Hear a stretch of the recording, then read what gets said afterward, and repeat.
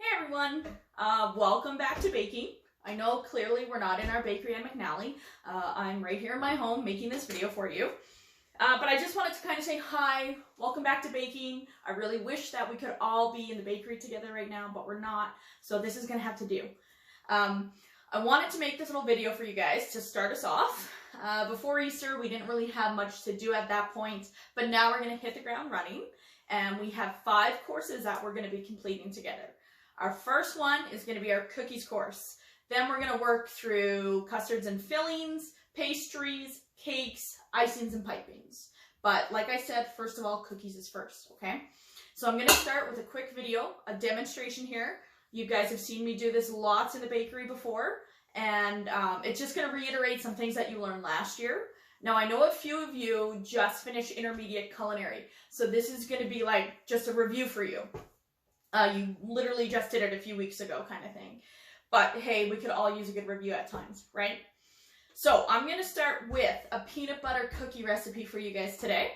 So we're going to be walking through the mixing method, the makeup method, because those two things are going to be really important in our entire cookies course, okay?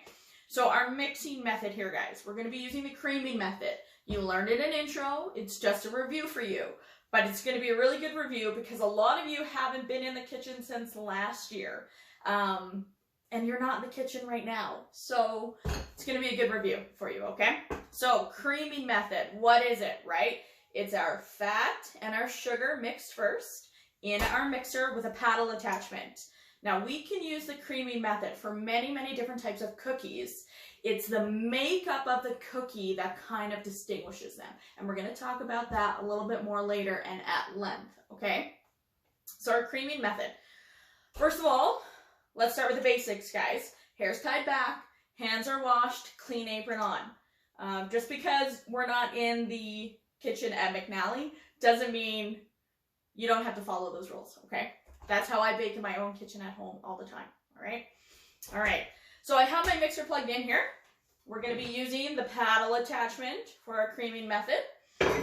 And first thing to go into our mixing bowl is our 2 fats, okay? And yes, 2 this time because we're making a peanut butter cookie. Now I went ahead and I softened my butter already. It's nice and soft. I popped it in the microwave for like 20 seconds so it would be nice and soft. Also, take note, guys, I have everything laid out that I am using here, okay? I scaled out all of my ingredients already. I have my butter, peanut butter, 2 different kind of sugars, white sugar, brown sugar, and I put my salt in there. I am using pastry flour for this recipe, and my baking soda, which is our leavening agent, is right in there and sifted together already. Eggs, 3 eggs in this recipe, and some vanilla, and our chocolate chips, because why not, right? So I am actually doing a mixture of dark chocolate and mini Reese's Pieces. Because I'm home, why not? It's going to be great. Love them. Okay, I also have my baking sheet ready to go. I have my portion scoop. This is not an ice cream scoop, don't forget. Portion scoop, ready to go. I have a spatula, of course. So everything is ready to go. All my mise en place is ready, so I'm ready to bake, okay? So butter is in my mixing bowl. Next up, peanut butter. We add our peanut butter at the same time as our butter because it essentially acts like a fat in this recipe because peanuts are very, very oily, very fatty. So I'm going to put both of those in there right now and my sugars, both sugars at the same time. Anytime you have multiple sugars, you're going to add them both to a creaming method cookie recipe like this at the same time, okay? Now, notice how I put it in my bowl before I attached it to my mixer. That makes putting my paddle attachment and putting the ingredients in the bowl a heck of a lot easier, okay? Put them in, paddle goes on, raise my bowl. Now I'm going to start. Sorry, it's going to get a little loud, but I'm going to mix this until it's nice, light, and fluffy, okay?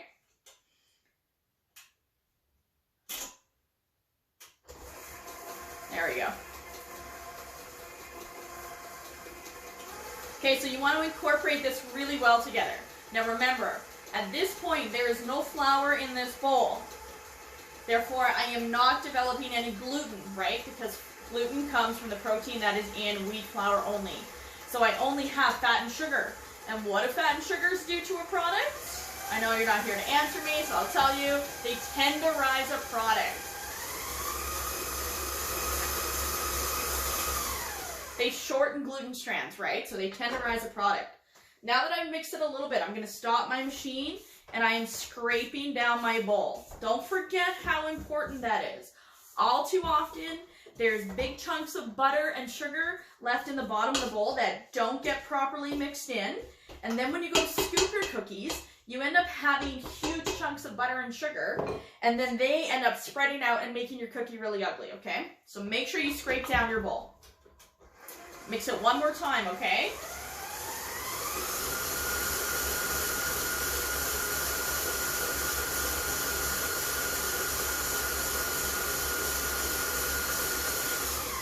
So I always start slow and then I jack it up to about medium speed. And now my butter and peanut butter were really nice and soft, so I don't need to cream it a whole bunch here. The more I cream it, the more spread I'm going to get. And I don't want a ton of spread with these cookies because I like really nice, soft, chewy peanut butter cookies, okay? Now I'm scraping it down one more time. I'm gonna get my cloth just to keep my hands nice and clean. Next up is our eggs. Now don't forget, guys, we add these one at a time, okay? This is liquid, this is fat. We need to emulsify it in. If we add it all in at once, it's gonna be a big sloppy mess, and that's not what we want, okay? So one at a time, add my vanilla in there too. Just turn it on stir, maybe even a little bit more, and I'm gonna add one in at a time. And notice I never crack my eggs over my bowl, right? I always crack them into a separate vessel. That ensures that we're not gonna get any shell in here at all. Turn it up to get that one egg mixed in. Now I'm going to turn it back down a little bit. Next egg.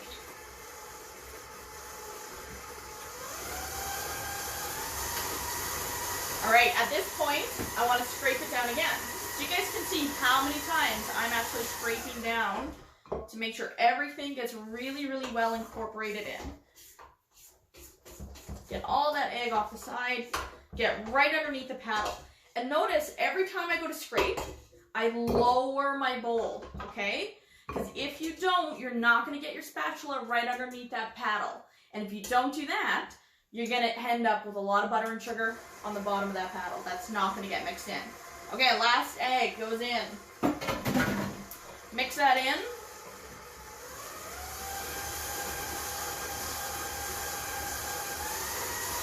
Okay, and then I'm going to give it another scrape before I add my flour.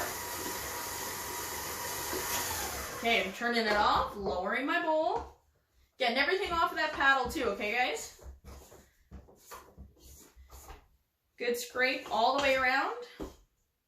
Okay, it's time for our dry ingredients. Now remember, like I said a minute ago, when we just had our butter and sugar in there, we're not developing any gluten. Now that I'm adding my flour, this is where you have to be careful not to overmix, because that's where our gluten is going to be developed. So I am going to add about half of this right now. And then the other half. It's a cookie, so there's no liquid in this creaming, aside from our eggs. We'll talk about that in our cakes course a little bit more. Now, my flour's in there. Stir. Just put it on stir. And I just want to mix this until it's just incorporated, okay? And then we're going to add the other half of our flour mixture. So it's our flour and our baking soda, which is our leavening agent again. Okay, so that's looking pretty good. That didn't take much time at all. Now we're going to add our other half. In that goes.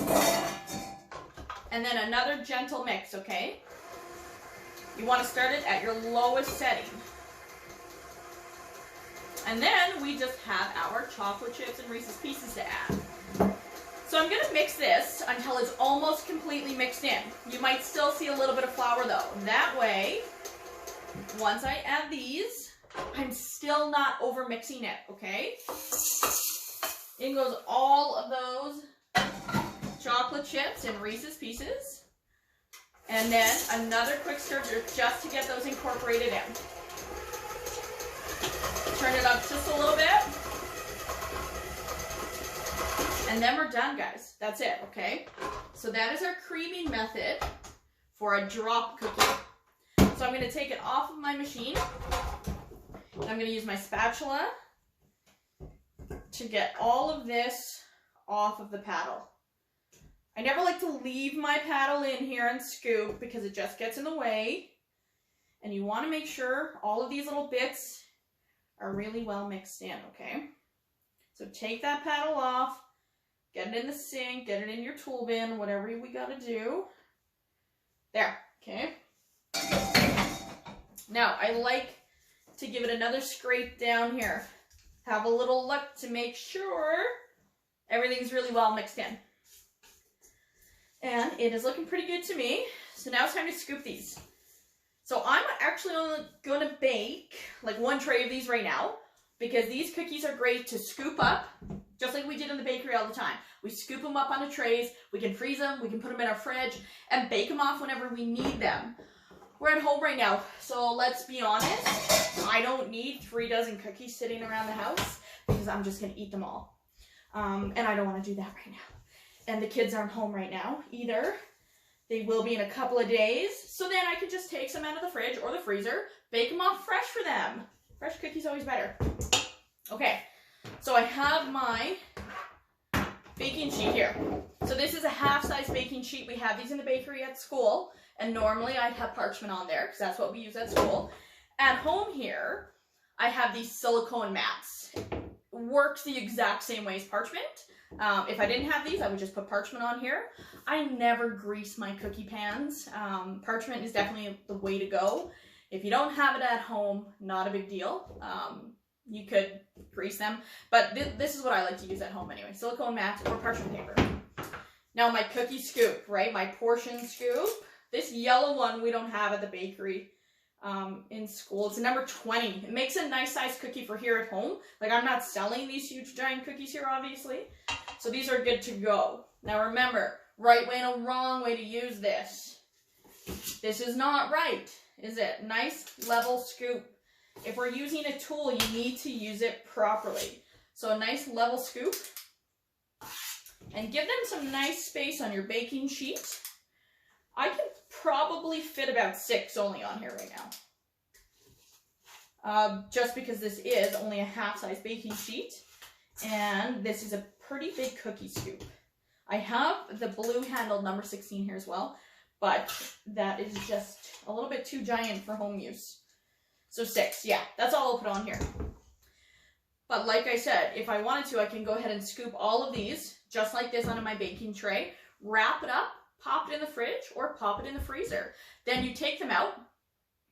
If you put them in the fridge or even the freezer, I would let them come to room temperature before I bake them off, okay? Don't bake them straight out of the refrigerator. Let them warm up, even an hour on the counter before you put them in the oven, okay? I've already preheated my oven to 350 degrees Fahrenheit, which is 180 Celsius. Same thing as we use the MeWe in the classroom. And I'm gonna bake these for probably 12 to 14 minutes. They're a pretty big cookie, so maybe more on the 14-minute side, but I'm gonna set the timer on my oven so I don't overbake them, okay? All right, so let's talk about this let's wrap up here real quick, okay? I use the creaming mixing method to make these, but these are called a drop cookie because what that means is I'm using a scoop and dropping it. So that's the makeup method. Now the biggest thing we're gonna learn in our cookie section is the different makeup methods. There's 7 we're gonna be focusing on. So this is number 1, our drop method. That's our first makeup method that we're gonna be focusing on. Now our creaming mixing method can be used to make a ton of different cookies. For example, rolled gingerbread cookies, the makeup method of those is a rolled cookie, but it is made using a creaming method, okay? We're going to be focusing on those things in the next couple of weeks. The difference is all the different types of cookies, examples in those categories, that kind of thing, okay? But this is just to get us started, kind of a little of a refresher for the bake shop. Get you back into it again, thinking about baking at home, even though that's not a requirement. I know it's fine. But yeah, so I just wanted to kind of make a quick video to refresh you all, to introduce you to the bakery again, and even just to say hi, okay? We all miss being at school. I miss you guys, oddly enough, I do. And I really wish that we were there baking together and not doing this whole online thing. But hey, it is what it is, okay? Anyway, I'm going to be coming at you guys with another couple of videos, and we'll have some assignments based on these videos too, all right? So that's it for today. Thanks, guys. Stay healthy and stay safe, okay? Bye.